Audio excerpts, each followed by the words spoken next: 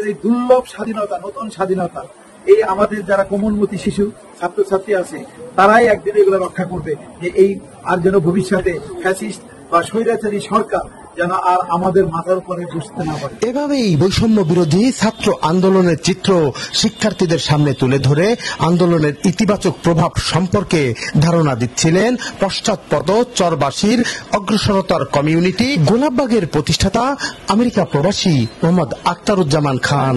এইটা আমাদের সবচেয়ে বড় খেয়াল রাখতে হবে। সেই জন্য আমাদের যে ছাত্র আছে এখানে ছাত্রছাত্রী, আমরা তো বড় হয়ে গেছি, আমরা তোমাদের প্যারেন্টস গার্ডিয়ান, কিন্তু তোমরা সামনে থাকবা, তোমাদেরই উদ্যোগ নিতে হবে, তোমাদেরকেই এই দেশ রক্ষা করতে হবে। এই দেশ রক্ষার জন্য দায়িত্ব এই আজকের যারা কোমলমতি ছাত্র আছে, ছাত্রছাত্রী আছে, তারাই কিন্তু একদিন মানে সত্যিকারের অর্থে শক্তভাবে বলিষ্ঠভাবে দাঁড়াবে দেশের স্বাধীনতা, দেশের দুর্নীতি, দেশের স্বৈরশাসক, দেশের ফ্যাসিস্ট যেন আর কোনোদিন না আসতে পারে। শিক্ষার্থীদের মধ্যে এই আন্দোলনের চেতনা ছড়িয়ে দিতে সুফল তুলে ধরে আলোচনা সভা ও দোয়া অনুষ্ঠানের আয়োজনটিও করেছিলেন তিনি।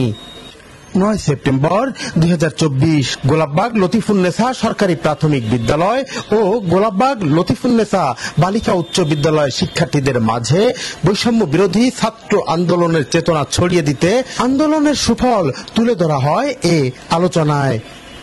প্রাথমিক বিদ্যালয়ের মাঠে আয়োজিত আলোচনায় মোহাম্মদ আখতারুজ্জামান খান ছাড়াও চর মাধবদিয়া ইউনিয়নের সাবেক চেয়ারম্যান মির্জা সাইফুল ইসলাম আজম ও অম্বিকাপুর ইউনিয়নের চেয়ারম্যান নূর আলম অংশ নেন। ছাত্র আন্দোলনে আমাদের যে 5ই আগস্ট যে আমাদের মানে আমরা পাইলাম, 5ই আগস্ট আমাদের চিরস্মরণীয় থাকবে। 5ই আগস্ট আমরা একটা স্বাধীন মুক্ত দেশ পেলাম। আন্দোলনে আজকে এদেশ স্বাধীন পেয়েছি। সেই ছাত্ররা যারা নিহত শহীদ হয়েছেন আমরা সকলে তাদের দোয়া করব, এবং যারা আহত রয়েছেন আমরা তাদের জন্য দোয়া করব।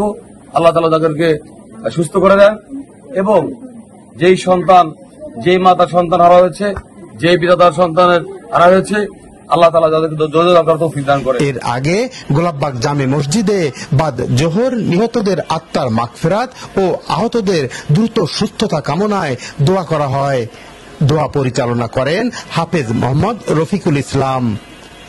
পিছিয়ে পড়া চরবাসীর উন্নয়ন ভাবনায় মশগুল আখতারুজ্জামান খানের হাত ধরেই গোলাপবাগে প্রতিষ্ঠিত হয় স্কুল, মাদ্রাসা, মসজিদ, চিকিৎসা কেন্দ্র সহ নানা স্থাপনা।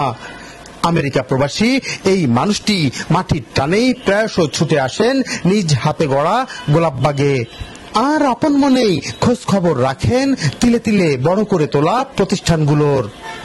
তার